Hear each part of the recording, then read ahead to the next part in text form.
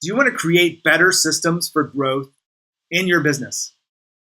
In other words, would you like your business to create on itself these systems that allow you to improve sales, to improve the delivery, improve lead generation, improve customer service, improve anything you want? Well, it all comes down to the systems that your company is executing on.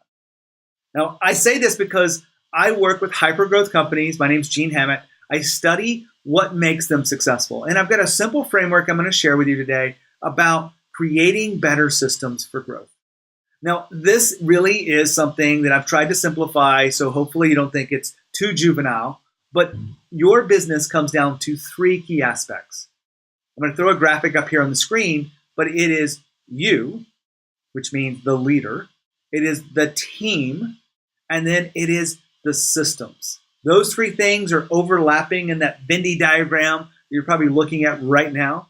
But that diagram really shows your business at a very high level. Now, if you want your business to grow, you just have to get all of these things aligned. You just have to have your leadership aligned with the team and the systems in any area you want to. I truly believe that. I've seen this happen over and over and over.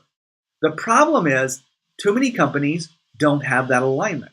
They don't have the team engaged, or they don't have the right systems or the right processes that really allow them to do it.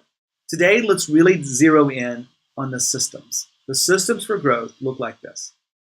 If you want your business to grow, you've got to have a system for growth. And as I've heard before, I can't remember who said it, but before the work starts, you want to have a framework. That framework guides you to get the results that you want. And it allows you to actually determine, are there breakage points inside this? Without a framework, just showing up, just doing the work every day, you don't have something to guide you. And you're not really measuring the results of that, which is another aspect of having the right systems. Now, there's a couple of breaking points within the systems of your business, and they really are aligned where you and your team are overlapping with the systems. So let's go over you first. You typically are, maybe creating all of the systems yourself, and you become the designer. That's in an ideal world. You are no longer doing all of the work. You have the knowledge that you have to in order to design a framework or a system that allows the team to do the work.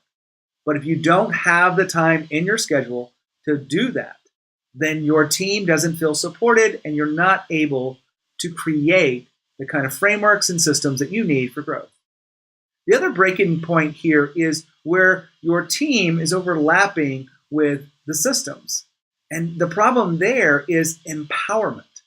Many teams are not empowered to create systems that are new and creating innovation behind that. They're only empowered to do what's already been done before. And so I really want you to think about this. If you really want to create a self-managing company and create real growth inside this that happens over time, your leadership must make people feel as owners. You haven't heard me talk about that before. It comes from all the research of hypergrowth companies over the last few years and working with these teams and cultures about creating hypergrowth. And it really is about leading people to feel like owners. Now, all this being said, if you want to create better systems in your business for growth, you've got to get all of these things right. You got to get the alignment with you, and you got to get the alignment with the team, and you got to create systems that can be repeated over time. And then you want to break those systems even before they're broken so that you can innovate inside your space and keep pushing, whether it be customer service, sales, delivery, whatever it is in your business. Those systems are really the backbone of everything in the business. But you can't do it without the team, and you can't do it without you. All right, that's my piece today. Hopefully you've learned some insight around the systems for growth. And if you have any questions about this, make sure you reach out to me.